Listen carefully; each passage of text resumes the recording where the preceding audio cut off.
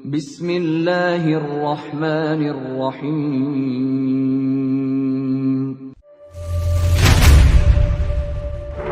يا أيها الذين آمنوا ادخلوا في السلم كافة.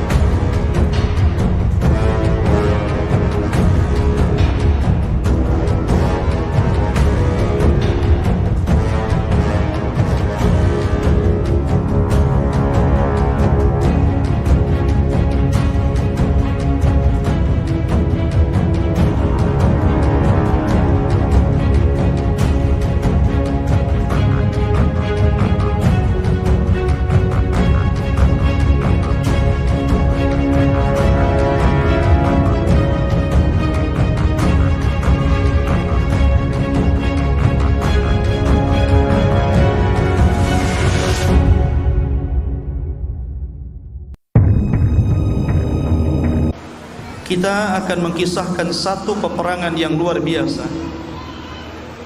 yang Allah Subhanahu wa ta'ala memasukkan peperangan ini sebagai ujian berat bagi kaum muslim. Dan Allah Subhanahu wa ta'ala berfirman di dalam Al-Quran menjelaskan tentang peperangan ini. Allah mengatakan, idja'ukum min fawqikum wa min asfala minkum wa id zaghatil absaru wa balagatil qulubul hanajir wa tadhunnuna billahi dhununa hunalika btuliyal mu'minuna wa zulzilu zilzalan syadidah. Ketika mereka musuh-musuh itu datang kepadamu dari atas kamu, musuh-musuh itu datang dari sebelah bawah kamu, dan ketika telah kacau balau penglihatan-penglihatan dan telah menyesak hati sampai ke kerongkongan, dan kamu menyangka terhadap Allah dengan berbagai macam persangkaan, disitulah diuji orang-orang yang beriman dan akan digoncangkan dengan goncangan yang sangat dahsyat. Lihat bagaimana Allah Subhanahu wa ta'ala menjelaskan peperangan ini luar biasa. Allah mengatakan, hunalika btuliyal mu'minun. Disitulah orang-orang yang beriman diuji. Ma'asyiral muslimin yang dimuliakan Allah Subhanahu wa ta'ala, perang Khandaq ini atau dikenal dengan perang Ahzab terjadi di bulan Syawal, tepatnya 5 tahun setelah Nabi SAW menetap di Madinah. Sekilas gambaran tentang dua pasukan yang hendak berperang.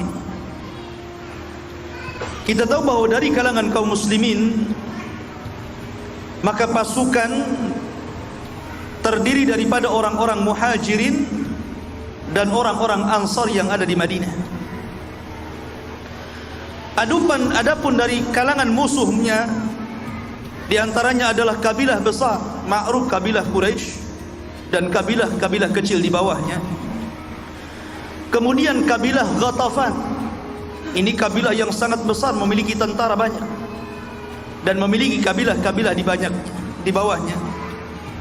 Kemudian di sana ada kabilah Kinanah, ada kabilah Banu Asad, ada kabilah Salim, dan tentunya juga keterlibatan orang-orang Yahudi dari 3 kabilah, Qunaiqa, Bani Nadhir, dan Bani Quraidah.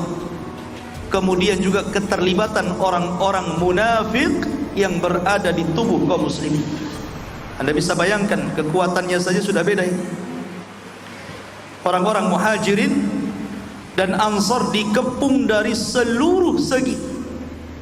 Makanya Al-Quran sampai membuat nama surat dengan perang ini, perang Khandaq. Namun Al-Quran menyebutnya sebagai Ahzab. Maka ada surah Al-Ahzab. Ahzab itu dari hizbun, kelompok. Kalau Ahzab itu kelompok-kelompok. Adapun pemimpin-pemimpin dari kedua belah pihak, tentu dari Nabi SAW, Nabi SAW memimpin langsung. Kemudian Abu Bakar, Umar, kemudian juga Ali, dan pemimpin-pemimpin Ansar, diantaranya Sa'd bin Mu'adz dan Sa'd bin Ubadah. Adapun dari pihak orang-orang Quraisy, di sana ada Abu Sufyan, ma'ruf, musuh besar Nabi SAW dari Quraisy. Kemudian ada Sufyan ibn Abi Syams.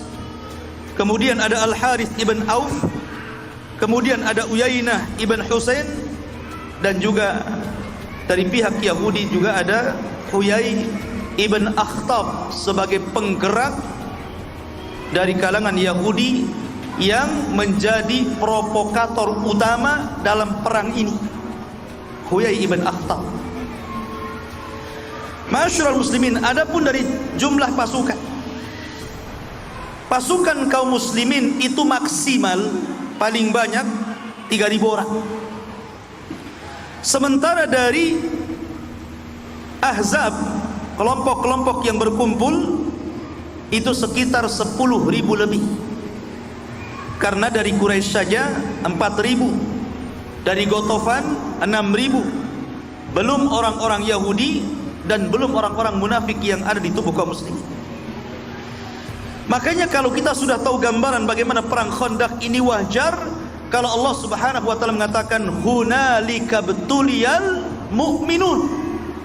Ketika itu orang yang beriman diuji oleh Allah Subhanahu wa taala. Ma'asyiral muslimin yang dimuliakan Allah Subhanahu wa taala, perang Khandaq atau perang Ahzab terjadi di bulan Syawal tepat pada tahun 5 Hijriah. Adapun sebab peperangannya, kita tahu bahwa orang Yahudi di Madinah itu 2 kabilah sudah diusir Nabi. Pertama kabilah Hunayqah setelah perang Badar karena melecehkan seorang wanita muslimah, berakhir dengan pengusiran mereka dari Madinah. Kemudian mereka keluar dari Madinah. Adapun Bani Nadir ini diusir oleh Nabi SAW karena ada upaya pembunuhan terhadap Nabi SAW. Makanya Rasul marah, kemudian mengusir mereka sehingga mereka keluar dari Madinah dan bertempat di Khaybar. Khaybar itu satu kota yang kaya, banyak kebun kurmanya.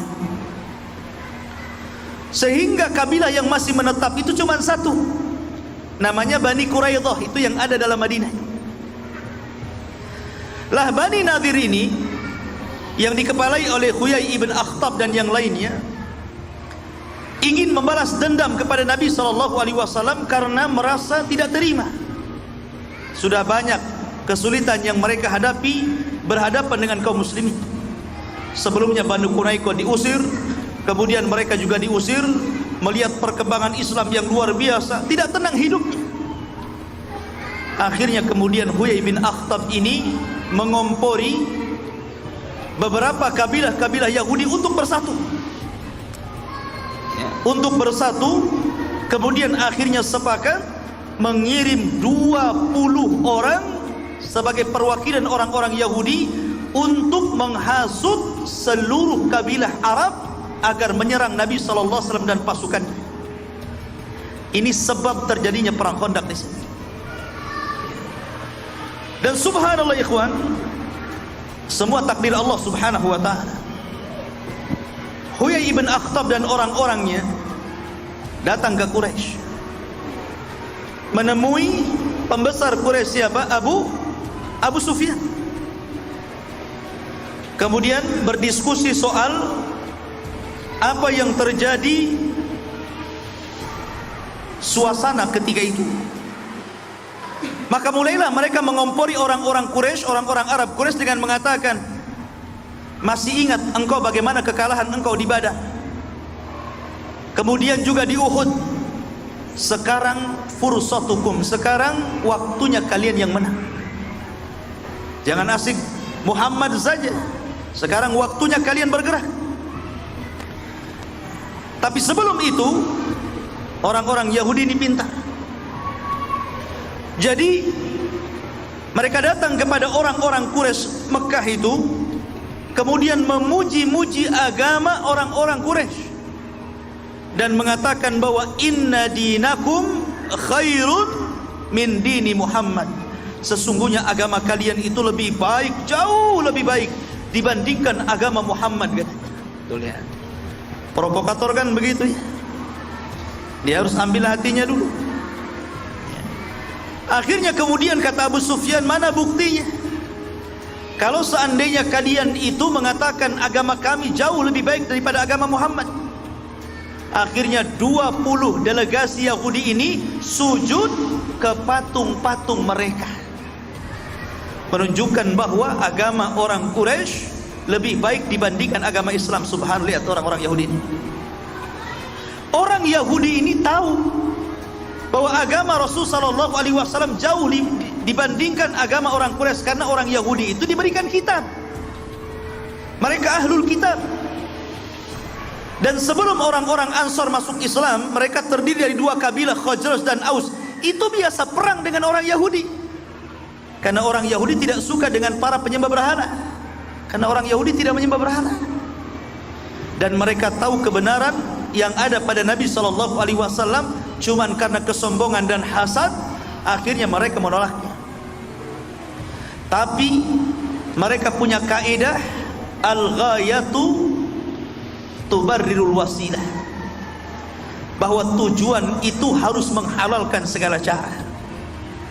Itulah kaidah mereka. Tujuan itu harus menghalalkan segala cara, padahal al-umuru bimaqasidiha. Perkara itu harus sesuai dengan maksud hatinya. Jangan menghalalkan semua cara. Kalau tujuan yang baik, maka wasilahnya yang baik. Kalau tujuan yang baik tidak boleh dilakukan dengan wasilah yang buruk. Tapi orang Yahudi ini memang ingin menempuh segala cara bagaimana mendapatkan tujuan mereka, sembahyang. Lah karena inilah kemudian Allah Subhanahu wa taala menurunkan ayat kepada orang Yahudi. Apa ayatnya? Allah mengatakan, alam tara ilal ladzina utu nasiban minal kitab yu'minuna bil jibti wat taghut wa yaquluna lil ladzina kafaru haula'i ahda minal ladzina amanu sabila ulaika alladzina la'anahumullah wa man yal'anillahu falan tajida lahu nasira. Allah mengatakan, tidakkah engkau lihat orang-orang yang Allah berikan kitab, tiba-tiba mereka beriman dengan al-jibti wa tagut, dengan sihir dan dengan tagut, dengan kesyirikan. Kenapa? Karena 20 orang ini menyembah berhala untuk supaya orang Quraisy menolong mereka. Mereka beriman kepada tagut. Maka mereka mengatakan kepada orang-orang kafir Quraisy, sesungguhnya mereka, maksudnya orang-orang Quraisy, jauh lebih mendapatkan petunjuk dibandingkan orang-orang yang beriman, maksudnya Rasul dan pasukannya. Maka Allah mengatakan mereka itulah orang-orang yang Allah laknat, dan barang siapa yang Allah laknat, tidak ada satupun yang akan menolong mereka. Allah turunkan ayat ini. Setelah kemudian dilihatnya orang-orang Yahudi memuji-muji agama orang Quraisy, kemudian orang-orang Quraisy melihat orang-orang Yahudi juga mau menyembah berhala mereka, terjadi kesepakatan di antara mereka bahwa mereka siap membawa pasukan besar. Dari situlah orang-orang Quraisy membawa 4.000 pasukan. Satu kabilah dan anak-anak kabilah Quraisy sudah berhasil dipengaruhi oleh siapa? Oleh orang-orang Yahudi. Lihat pengecutnya orang Yahudi, tidak mau berhadapan langsung dengan kaum muslim. Setelah berhasil, maka dia berangkat ke Ghatafan. Ghatafan ini walaupun besar kabilahnya, banyak pasukannya, tapi mereka sebenarnya pernah dikalahkan kaum muslimin. Karena pernah perang juga Rasul dan Ghatafan, tapi kalah kemudian mereka pulang. Karena kekalahan inilah tahu orang-orang Yahudi. Akhirnya kemudian mereka datang ke Ghatafan, kemudian merayu mereka dan kabilah-kabilah di sekitar Ghatafan agar bergabung dengan tentara Yahudi, dan mereka mengatakan, kalian serang Muhammad dan pasukannya dari luar, kami serang mereka dari dalam. Mau kemana ini? Kemudian orang-orang Yahudi menjanjikan kepada penduduk Ghatafan, kalau ini berhasil, maka sebagian kekayaan Khaybar akan diberikan kepada mereka. Dan Khaybar itu penghasil kurma.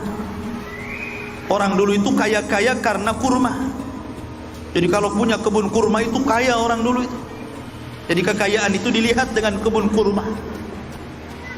Kalau sekarang punya kebun belum tentu kaya ya.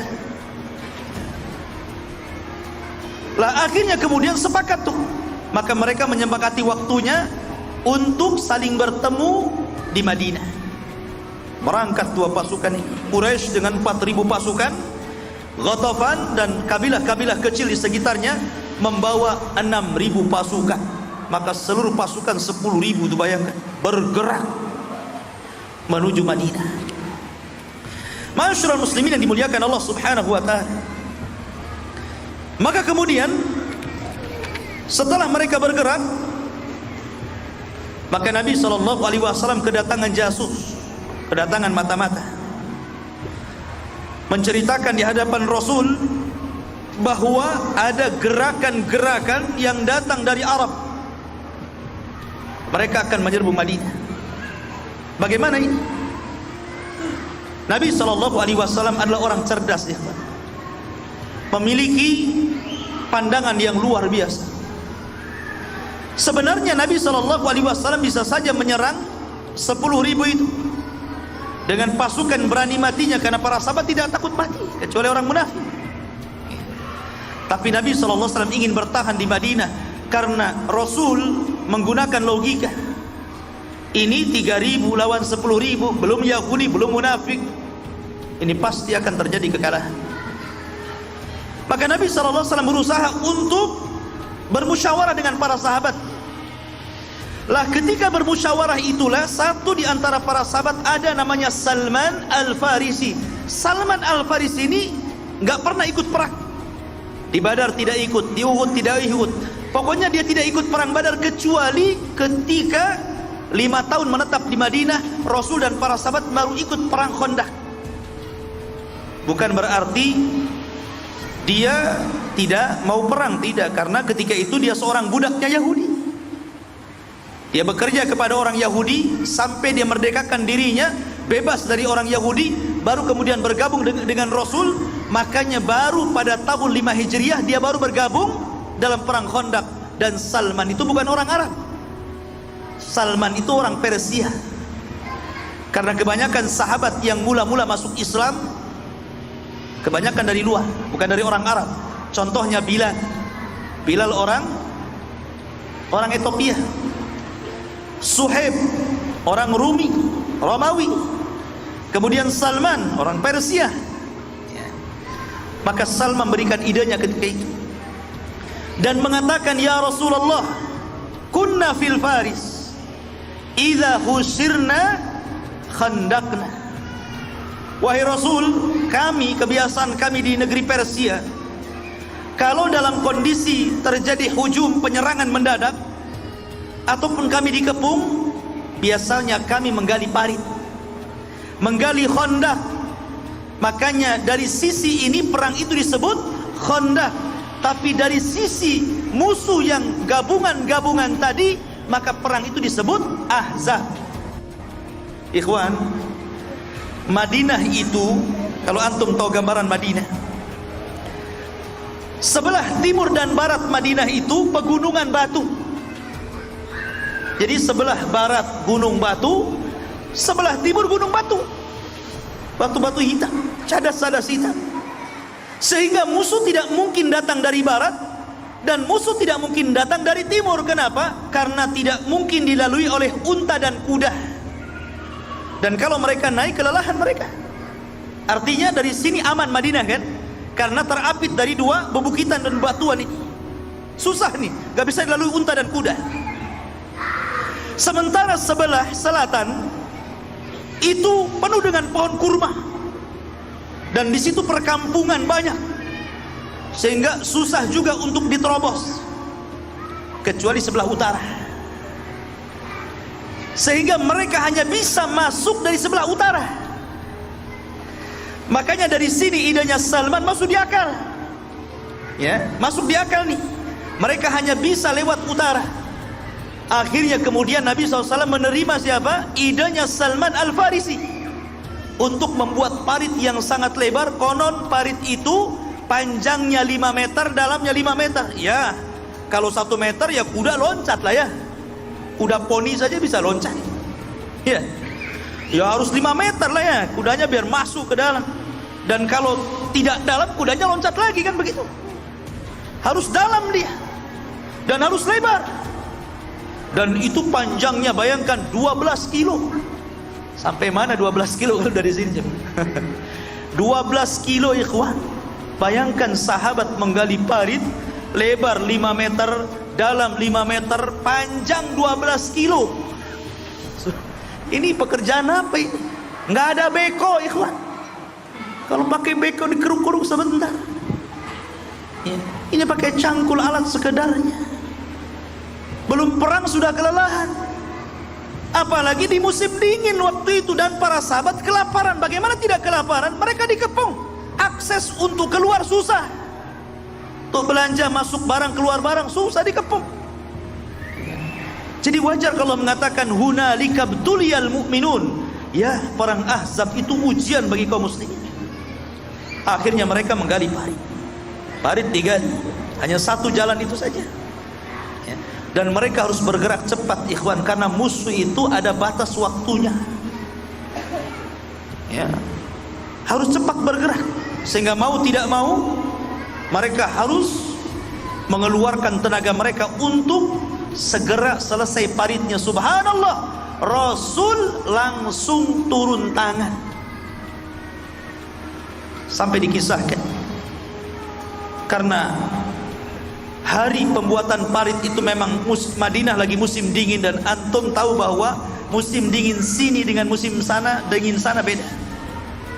Dingin sekali. Dan musim dingin itu biasanya membangkitkan rasa lapar ya. Kalau dingin biasanya lapar antum. Ya. Sehingga ini yang membuat kacau pikiran para sahabat. Nabi SAW sampai sebuah hadis yang dihasankan oleh Syekh Nasruddin Albani rahimahullahu ta'ala, sampai laparnya Rasul itu mengikat 2 batu di perutnya. Dan para sahabat 1 batu, menunjukkan bahwa Rasul lebih lapar dibandingkan para sahabat. 2 batu ditaruh sini, kemudian diikat. Dan itu teori untuk menghilangkan rasa lapar. Nah, coba kalau antum lapar, ambil batu, ikatlah. Ustaz masih lapar, tambah lagi batunya. Ya. Khawafir muliakan Allah Subhanahu wa ta'ala. Lah ketika itu, maka Nabi SAW ingin memberikan semangat kepada para sahabat. Salah satu yang dilakukan Nabi SAW, maka Nabi SAW mengumandangkan syair. Mengumandangkan syair untuk menghibur para sahabat. Salah satu syair yang ma'ruf, maka mereka mengatakan, Nabi SAW mengatakan, la aisha illa aisal akhirah waghfir lil ansari wal muhajirah. Kata Nabi SAW menghibur para sahabatnya, karena mereka itu sudah keletihan, kelaparan, mereka harus membuat parit, mereka sedang dikepung. Anda bisa bayangkan tuh. Maka Nabi SAW mengatakan, la aisa illa aisal akhirah. sesungguhnya tidak ada kehidupan kecuali kehidupan akhirat. Biarlah kita susah di dunia, biarlah kita prihatin di dunia, karena sesungguhnya kehidupan ini bukan di dunia, kata Rasul, tapi di akhirat. Ya Allah, ampuni orang-orang Ansar dan orang-orang Muhajirin. Kata Syekh Utsaimin rahimahullahu ta'ala, syair ini yang dikumandangkan Nabi SAW bisa juga dibaca apabila antum dalam posisi kesulitan. Mungkin antum baru dipecat dari PT, antum ngomong la aisha illa aisal akhirah. Gak apa-apa, tidak ada kehidupan yang mewah kecuali kehidupan akhirat, menghibur diri, ya kan? Tapi kalau sudah ada pekerjaannya, lupa nih dengan doanya, kan gitu. Malah dibalik, tidak ada kehidupan kecuali dunia, kan? Gitu ya. Jadi di sini Nabi SAW menghibur para sahabat. Bahkan dalam riwayat yang lain, sahabat kemudian membalas syair Nabi SAW dan mengatakan, nahnu bayya'na lil jihad. Kami membaiat kamu itu wahai Rasul hanya untuk jihad, hanya untuk jihad, dan kami tidak mungkin bergerak daripada niat kami ini. Subhanallah, tekad para sahabat luar biasa, tetap tidak mau meninggalkan Rasul dan berkhianat dengan Nabi SAW, padahal kondisinya sudah demikian gentingnya. Bahkan dalam riwayat yang lain, Nabi SAW mengambil syairnya Abdullah ibn Rawahah. Karena Abdullah bin Rawahah seorang penyair Arab, penyair Madinah, salah satu pembesar Khazraj. Dia mengatakan, laulallah mahtadaina wala tasaddaqna wala sallaina. Kalau bukan karena Allah, kata Rasul, tentu kami tidak akan mendapatkan hidayah. Tidak mungkin kami bersedekah dan tidak mungkin kami salat. Maka para sahabat juga ikut mendendangkan syair ini. Ya, karena memang hidayah itu semua karena Allah, bukan karena kecerdasan. Secerdas apapun Anda, itu bukan kunci hidayah. Berapa banyak orang cerdas tersesat, dan betapa banyak orang yang tidak cerdas dapat hidayah. Kalau bukan karena Allah, kata Rasul, tentu kami tidak dapat hidayah. Baik. Ada beberapa mukjizat yang terjadi di perang Khandaq ini, ikhwan.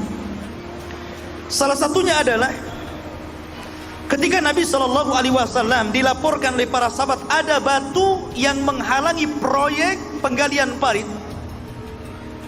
Maka Nabi SAW datang membawa alat sekedarnya, tiba-tiba turun. Kemudian Nabi SAW memukulkan batu yang sangat keras itu, tiba-tiba keluar percikan api dari batu itu. Kemudian ketika itu Nabi SAW ditampakkan Allah kerajaan Kisra. Kata Nabi SAW, Allahu Akbar, utitu mafatihas Syam. Kata Nabi SAW, Allahu Akbar, sungguh aku akan diberikan kunci-kunci pembendarahan Syam. Maksudnya kunci-kunci kerajaan Persia. Maka Nabi mengatakan, wallahi demi Allah, innila absuru qusurahal khamra min makani hadha. Demi Allah, aku diperlihatkan Allah bagaimana istana-istana itu akan aku rebut di tempat berdiriku ini. Kemudian Nabi SAW memalu lagi kedua kalinya, keluar percikan lagi. Ketika itu Allah memperlihatkan bagaimana kekuasaan Romawi. Maka kemudian Rasul mengatakan, Allahu Akbar, utina mafatiha al-Faris. Apa tadi Romawi, sekarang Persia. Ya. Aku diperlihatkan istana-istana Persia, dan aku bisa melihat dari tempatku ini. Dan yang ketiga kalinya Rasul diperlihatkan negeri Yaman. Kata Nabi SAW, utitu mafatihal Yaman, wallahi innila absuru abwabas San'a min makani hadha. Sungguh aku diperlihatkan kunci-kunci Yaman, dan aku bisa melihat Son'a dari tempatku ini. Orang-orang mukmin tentu mereka dalam kondisi seperti itu, dalam kondisi memang luar biasa, ikhwah fillah muliakan Allah Subhanahu wa taala, tentu akan berbeda ucapannya dengan orang-orang munafik. Walaupun dalam genting itu Rasul tidak menghibur diri, wallahi tidak menghibur diri. Rasul tidak sedang menghibur para sahabat dengan mengatakan seperti itu, karena itu mukjizat. Tapi lihat orang-orang munafik. Allah mengatakan, "Idz yaqulul munafiqun walladzina fi qulubihim maradun ma wa'adana Allah wa rasuluhu illa ghurura." Ketika orang-orang munafik mereka mengatakan, dan orang-orang yang hatinya sakit, apa yang dijanjikan Allah dan Rasulnya itu hanya tipu-tipu saja. Hanya penipuan saja, hanya untuk supaya kita senang, supaya kita tenang, kita tidak khawatir. Mereka mengatakan, jangan lagi menyerang orang-orang kafir, mau buang hajat saja kami kesusahan dan ketakutan. Tapi orang-orang yang beriman berbeda ucapannya. Maka mereka mengatakan, Allah berfirman, "Walamma ra'al mu'minuna al-ahzab qalu hadza ma wa'adana Allah wa rasuluhu wa sadaqa Allah wa rasuluhu wa ma zaduhum illa imanan wa taslima wa ma zadahum illa imanan wa taslima."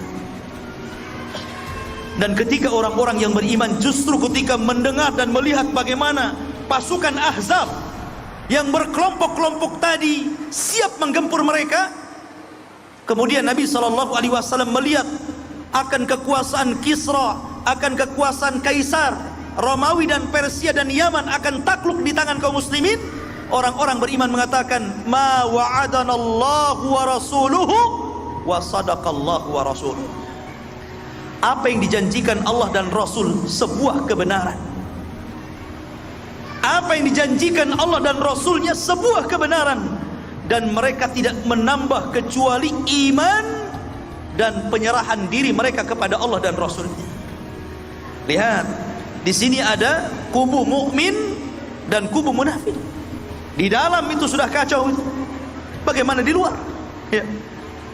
Ma'asyiral muslimin yang dimuliakan Allah Subhanahu wa taala, ini habar secara khusus, tapi habar secara umum adalah ayat yang saya bacakan tadi. Ayat yang saya bacakan tadi, Allah mengatakan, "Ija'ukum min fawqikum wa min asfala minkum wa idzagatil absaru wa balagatil qulubul hanajir wa tadunnuna billahi dununa hunalika btuliyal mu'minuna wa zulzilu zilzalan syadida." Ini gambaran umum perang Ahzab. Ketika musuh-musuh datang dari atas kalian, karena mereka muncul dari mana-mana. Kemudian dari bawah kalian, karena mereka juga bergerak di bawah, bukan hanya di bukit. Ketika itu sudah kacau balau penglihatan kaum muslimin, sudah bingung mana satu yang harus dilawan. Di sini ada musuh, di situ ada musuh, depan musuh, belakang musuh, gitu kan? Dan telah sesak hati mereka sampai sesaknya itu naik ke kerongkongan, sehingga mereka sudah kacau, sehingga sebagian mereka berprasangka yang tidak kepada Allah. Ketika itu Allah mengatakan, "Hunalika btuliyal mu'minun." Allah menguji orang-orang yang beriman. Allah uji orang-orang beriman. Subhanallah, ikhwan, luar biasa. Ma'asyiral muslimin yang dimuliakan Allah Subhanahu wa taala. Kemudian ketika dalam kondisi seperti itu, ada laporan kepada Nabi SAW pengkhianatan orang-orang Yahudi. Maka Nabi SAW memilih 3 atau 4 pimpinan Ansar, diantaranya Sa'd bin Mu'ad, Sa'd bin Ubadah, Abdullah ibn Rawaha, dan satunya lagi. Kata Nabi SAW, tolong cari tahu kepada orang-orang Yahudi sana, betul tidak mereka berkhianat? Kalau mereka tidak berkhianat, maka umumkan di tengah-tengah manusia bahwa Yahudi tidak berkhianat.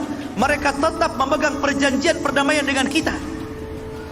Tapi kalau mendengar mereka berkhianat, maka jangan bicarakan di tengah-tengah manusia, rahasiakan perkara ini, karena ini bisa menggoncangkan hati kaum muslimin. Berangkat Sa'd bin Ubadah, pimpinan daripada Aus. Berangkat Sa'd bin Mu'ad, pimpinan Aus. Sa'd bin Ubadah, pimpinan Khazraj. Dan juga Abdullah bin Rawahah, pembesar Khazraj. Dan satu lagi kemudian menjadi jasus, mata-mata. Dan subhanallah, mereka mendapatkan kabar kebenaran tentang pengkhianatan dan akan berkhianatnya orang-orang Yahudi, baik orang Yahudi yang di luar Bani Nadir dan Qunaiqah, ataupun Yahudi yang ada dalam Bani Quraidah. Oh, bergegas mereka, datang melapor kepada Nabi SAW. Makin kacau suasana. Ini diserang dari luar dan dalam ini. Apa yang harus dilakukan?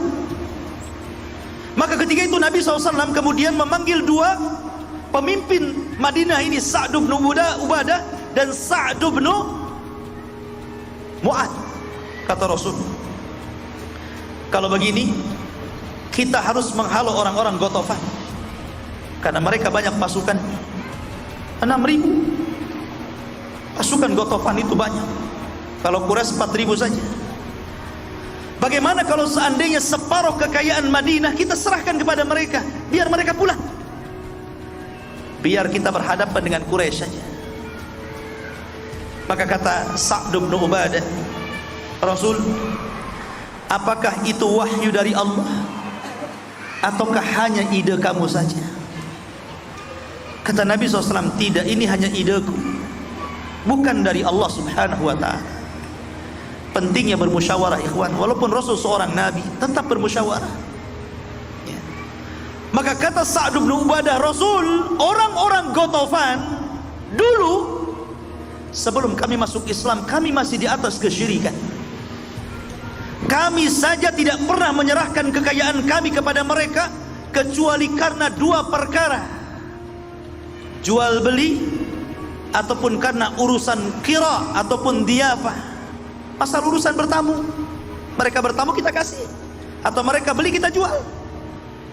Itu kami dulu waktu zaman musyrik. Kami sudah Islam sekarang, tidak mungkin kami serahkan kekayaan ini kepada mereka. Nggak mau, katanya Sa'd bin Ubadah, nggak mau. Akhirnya Nabi SAW kemudian setuju dengan Sa'd bin Ubadah dan bertahan dan tidak melakukan penyerangan. Masyarakat muslimin yang dimuliakan Allah Subhanahu wa ta'ala, ketika genting rapat itulah, bingung ini bagaimana cari jalan keluar, maka Allah Subhanahu wa ta'ala takdirkan datang seorang pembesar Yahudi yang baru masuk Islam, namanya Nu'aim ibn Mas'ud. Nu'aim ibn Mas'ud ini orang Yahudi, tapi dia menyembunyikan keislamannya.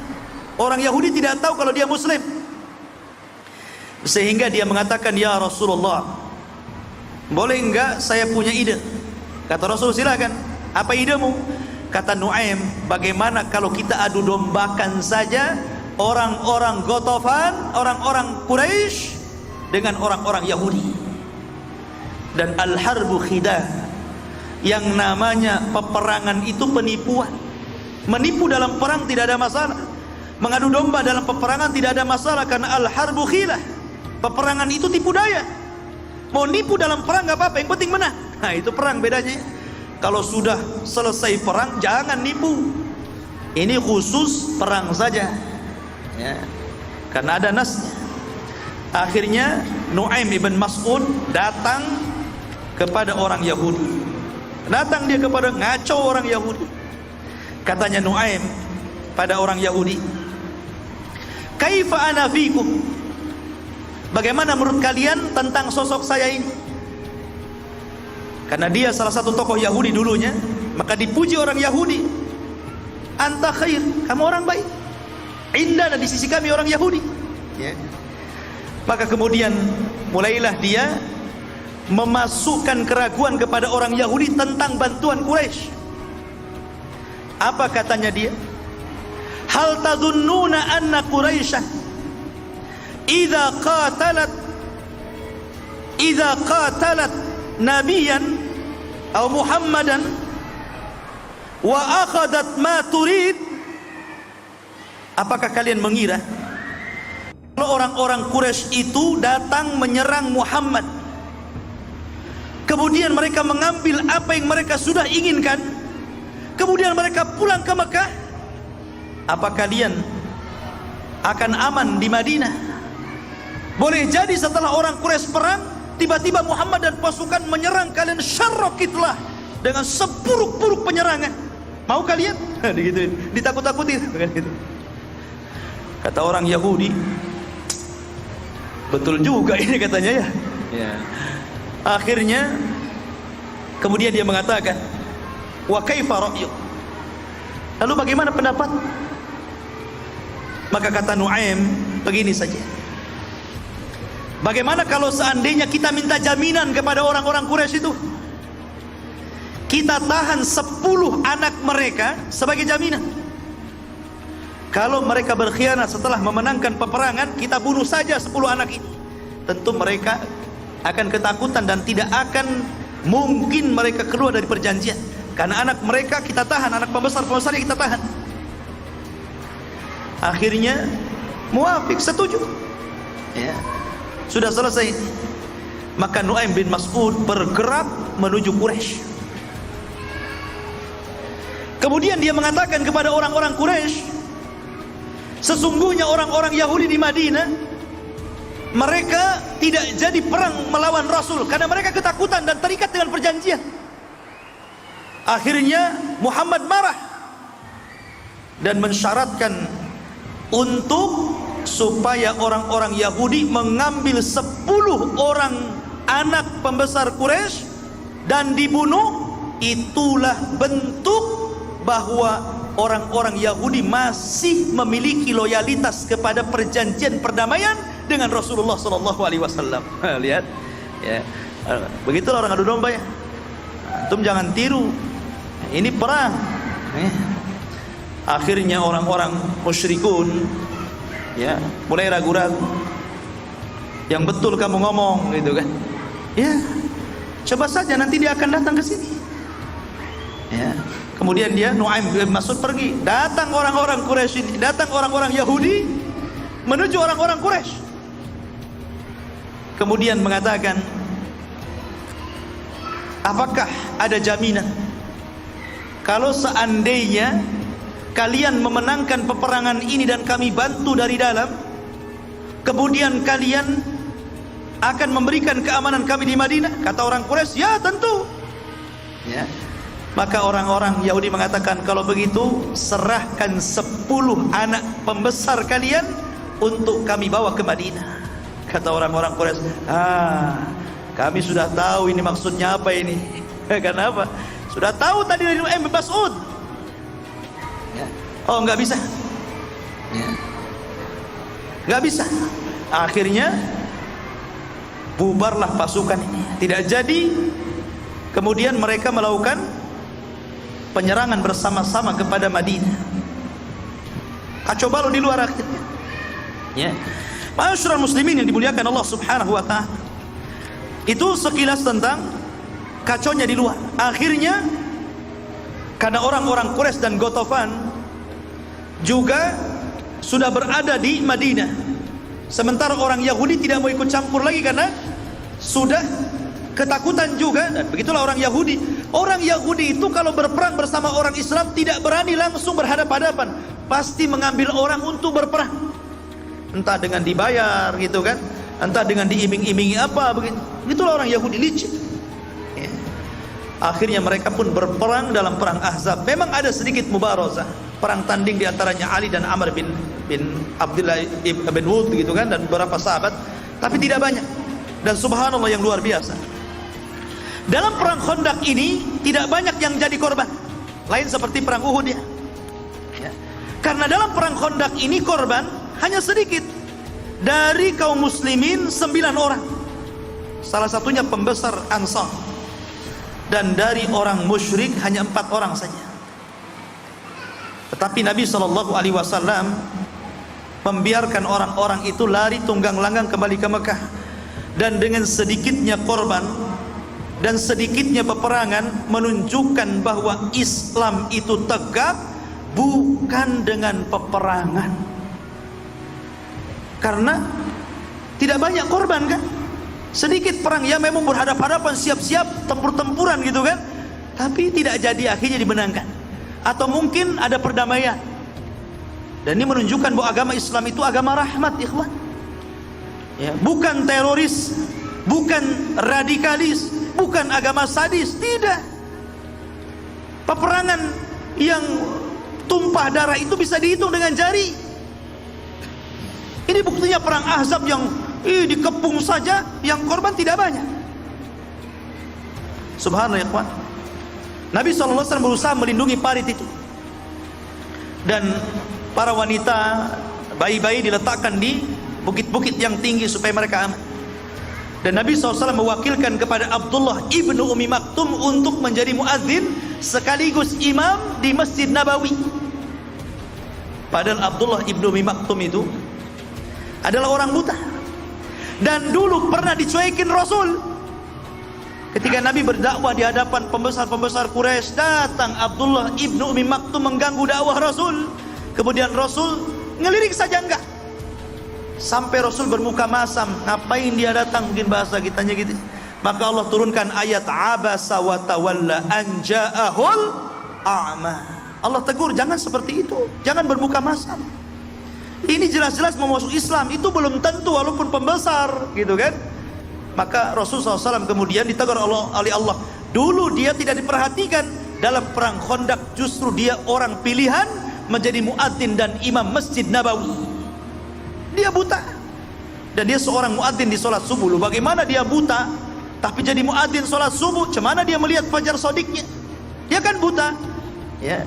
Tetapi walaupun dia buta, dia diberitahu Bilal, karena Bilal itu adzan pertama dalam sholat subuh. Apabila datang fajar shodik, maka dia mengatakan, "Qum ya ibna Ummi Maktum fa'adzin." Berdiri wahai ibnu Ummi Maktum, adzanlah subuh. Makanya Rasul mengatakan, makanlah minumlah kalau masih mendengar suara adzan Bilal, dan berhentilah makan dan minum kalau sudah mendengar suara adzan ibnu Ummi Maktum. Baik. Maka Rasul menjaga parit, subhanallah. Nabi SAW ketika menjaga parit ini, karena pasukan terus nyerang, sehingga Nabi SAW ini kan mereka kuda nggak bisa masuk, akhirnya panah-panahan saja tuh. Makanya kebanyakan para sahabat yang wafat itu karena kena panah, bukan berhadap-hadapan, karena dibalik ini dibentangkan parit masalahnya. Sampai Nabi SAW tidak mungkin meninggalkan parit. Waktu asar sudah datang, mereka belum sholat asar. Sampai ketika matahari tembenam, datang waktu maghrib, barulah Nabi SAW bisa melaksanakan asar di waktu maghrib ketika penyerangan berhenti. Kata Nabi SAW, "Mala Allahu kuburahum wa buyutahum nara." Semoga Allah memenuhi api dalam kuburan-kuburan dan rumah-rumah mereka. Syagaluna an salatil wusta, karena mereka telah menyibukkan aku dari solat wusta, maksudnya solat asar. Allah mengatakan, hafidhu ala salawati was salatil wusta, jagalah 5 waktu solat, terutama solat wusta. Yang dimaksud solat wusta adalah solat asar, ya, solat asar. Dan dalam fikih boleh, kalau orang disibukkan begitu kan, akhirnya keluar dari solat, waktu solat, maka dia, masalahnya solat asar itu tidak bisa dijama dengan maghrib, ikhwan. Yang bisa dijama itu duhur dengan asar, maghrib dengan isya. Jadi berarti Nabi ini melakukan solat di luar waktu. Kalau seandainya belum duhur, masih bisa dilakukan di asar. Dan dalam ilmu fikih boleh seseorang itu karena darurah, karena sesuatu yang terpaksa, akhirnya sholat di luar waktunya, seperti Nabi SAW. Dan juga Anas bin Malik juga pernah mengalaminya dalam perang Tustar, ketika membebaskan negeri Persia, merebut Baitul Maqdis di tangan orang-orang Nasrani. dalam perang Tustar, Anas bin Malik dan pasukannya berhasil menjebol Tustar itu di waktu sholat subuh, dan mereka memenangkan perang Tustar itu setelah matahari terbit. Maka Anas dan para sahabatnya sholat subuh di luar waktunya, tapi dalam posisi antum memang ada hal-hal yang tidak mungkin tidak. Ini antum nggak perang ya, tapi subuhnya jam 7 gitu, itu yang masih sholat subuh. Ada juga nggak subuh ya, padahal ringtone-nya suara adzan, samping kiri musola, samping kanan masjid gitu kan, nggak bangun juga kan. Lah di sini ikhwah fillah muliakan Allah azza wajal, bahwa peperangan ini dahsyat sekali gitu maksudnya, sampai Rasulullah SAW tidak bisa meninggalkan parit sampai perang selesai gitu maksudnya. Lah ketika itulah ikhwatu fillah muliakan Allah subhanahu wa ta'ala, Allah berfirman dalam Al-Quran, Allah mengatakan, ya ayyuhalladzina amanu udhkuru ni'matallahi alaikum idh ja'atkum junudan fa arsalna alaihim rihan wa junudan lam tarauha wa kana Allahu bima ta'maluna basir. Wahai orang-orang yang beriman, ingatlah nikmat Allah yang Allah berikan kepada kalian ketika datang kepada kalian tentara-tentara, maksudnya para malaikat. Maka kami kirimkan kepada mereka angin dan tentara-tentara yang tidak kamu lihat, dan Allah itu adalah melihat apa yang kamu kerjakan. Disitulah Allah subhanahu wa ta'ala ketika mereka sudah kebingungan, orang-orang yang di dalam Madinah ini kebingungan gitu kan, peperangan tidak, kalau ini lama-lama orang kelaparan di dalam ini. Maka ketika malam hari tiba-tiba Allah subhanahu wa ta'ala datangkan angin yang sangat dingin dan kencang. Kemudian angin ini dikirim oleh tentara-tentara Allah sehingga menghempaskan tenda-tenda pasukan orang-orang kafir, bahkan menghempaskan periuk-periuk mereka, bahkan api-api dihempas oleh angin sehingga terjadi kebakaran di mana-mana. Akhirnya mereka bangkrut, kemah sudah hancur, kebakaran gitu kan, sementara melayang ke sana kemari, apalagi sudah khasarah, bangkrut. Kalau mereka terus kemudian melanjutkan peperangan, mereka akan kalah. Walaupun mereka posisinya adalah mengepung, tapi kalau perbekalan sudah nggak ada, mereka pun akan kelaparan masalahnya. Lebih baik mereka sudah mengenang bagaimana kekalahan di Badar dan perang-perang yang lainnya.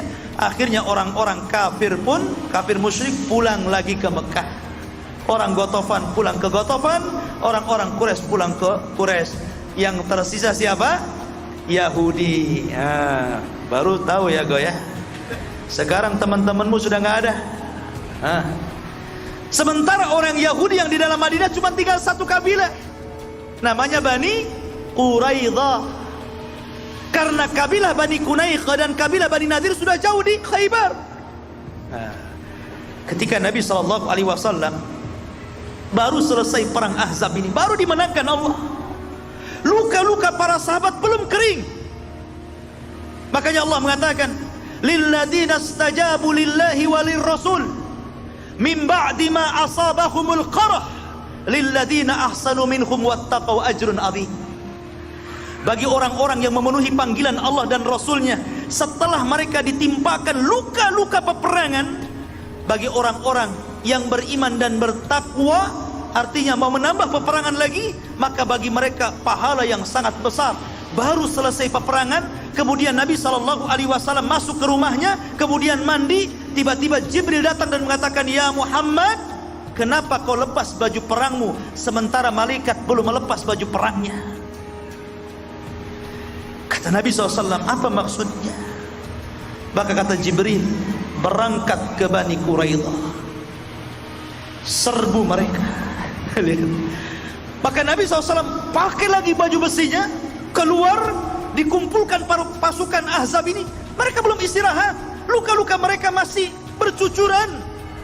Tapi Nabi SAW bergerak dan mengatakan, ya ayyuhan nas, hei manusia, idhabu ila Bani Quraidah fala tusalliyanna ahadukumul asra illa fi Bani Quraidah.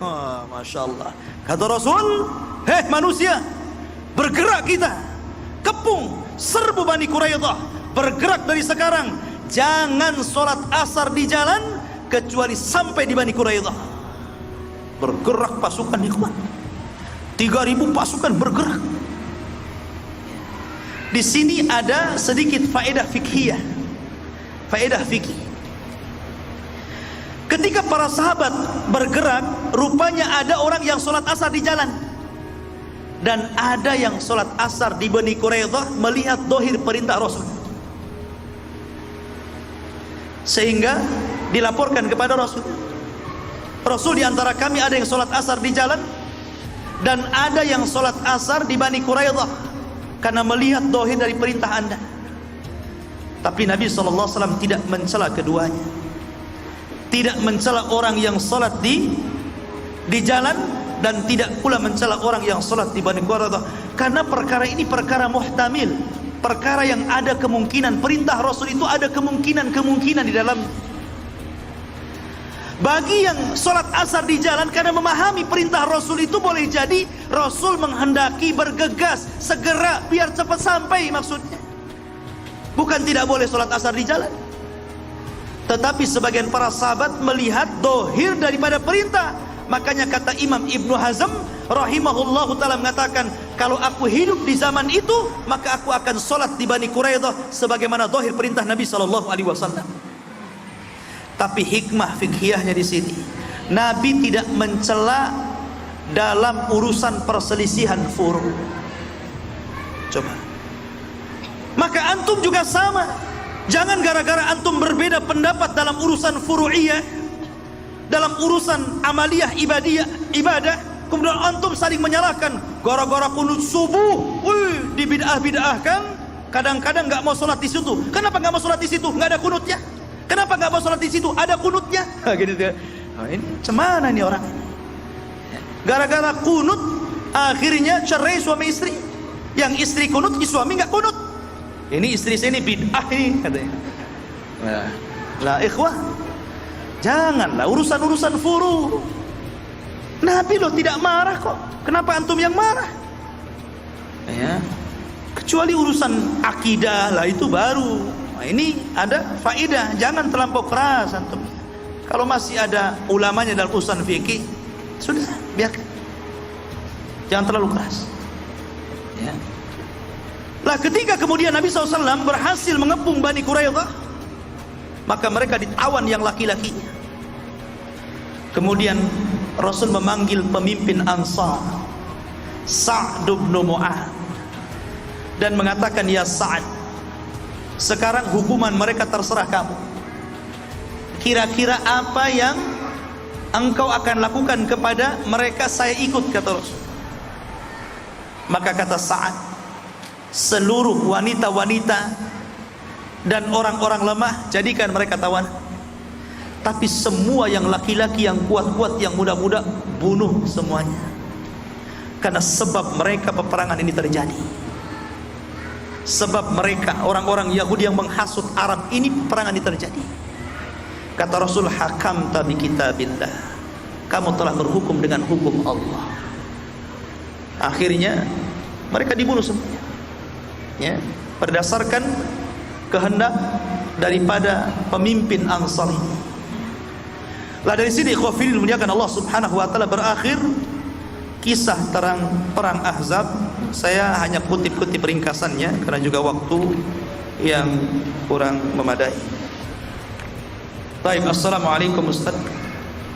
Waalaikumsalam warahmatullahi wabarakatuh. Ana mau bertanya tentang sholat ketika safar. Lah, kok lari ketika safar? Apakah boleh dikosor sholat duhur dengan asar ketika sedang bekerja di luar negeri? Boleh, tidak ada masalah. Mengkosor sholat boleh, tetapi kosor itu hanya dalam safar. Dan kosor itu hanya ada sholat di bilangan sholat yang 4 rakaat, duhur, asar, isya. Nggak boleh mengkosor maghrib jadi 1,5. Cemana caranya itu? Ya. Beda dengan jama'. Kalau jama' itu berlaku baik ketika mukim ataupun ketika safar. Safar boleh jama' karena memang ilatnya ada, masyaqqah, berat gitu. Ketika mukim juga boleh, ya, karena Nabi SAW juga pernah menjama sholat tanpa sebab. Rasul pernah menjama sholat tanpa sebab dia jama sholatnya, ya. Sehingga boleh sekali-kali kita ini seumur hidup bolehlah menjama zuhur dengan asar tanpa qasar di rumah, walaupun tidak ada sebab. Tapi sekali-kali saja, jangan keseringan, nanti jadi orang Syiah antum. Orang Syiah itu, oh masya Allah, ada hadiah. Kalau sabar ada hadiah. Orang Syiah itu kan sholatnya 3 waktu, semua main jama', ya. Orang Syiah itu sholatnya 3 waktu main jama' semua. Jadi semua ditarik, duhur ditarik ke asar, kemudian maghrib ditarik ke isya. Makanya anak-anak muda, supir-supir angkot tuh senang ikut Syiah katanya. Kenapa? Sholatnya lambat katanya. Bisa sore-sore katanya, duhur dengan asar gitu ya. Nah, jadi jama' dengan qasar beda. Tapi bagaimanapun jama' itu ada penyebabnya, tapi boleh juga sekali-kali menjama' salat. Wallahu a'lam. Ustaz, bagaimana memahami firman Allah Azza wa Jalla, in huwa illa wahyun yuha? Dengan apa disampaikan Ustaz tadi Rasul bersair, dan pada saat sahabat melaporkan kepada baginda Rasul tentang batu besar yang menyulitkan dalam penggalian terjadi sebuah mukjizat Allah, bukankah dalam pandangan Rasul akan dibebaskan untuk umat Islam? Pertanyaan saya, apakah dalam konteks saat itu ada orang-orang yang dibukakan oleh Allah pandangan-pandangan yang dianggap gaib? Apa tolak ukur bahwa itu benar atau karamah? Mohon pandangannya Ustaz ya. Tidak bertentangan Nabi SAW dengan syair, dengan firman Allah, wa ma yantiqu anil hawa in huwa illa wahyun yuha, ya. Bersyair boleh selama tidak bertentangan, karena Nabi SAW juga suatu ketika dengan Aisyah radhiyallahu anha, Aisyah itu masih kecil, karena Rasul menikah dengan Aisyah itu masih kecil, belum balik. Sehingga ketika Aisyah radhiyallahu melihat kawan-kawannya sedang bersenandung syair, membawakan dub. Apa dub itu? Mungkin kayak kita ini rebana, tapi pinggirnya nggak ada kecreknya, ya kan? Itu namanya dub. Ya, anak-anak jariah di zaman Rasul itu mukul-mukul dub sambil bersenandung syair, dan itu anak-anak sebaya dengan Aisyah.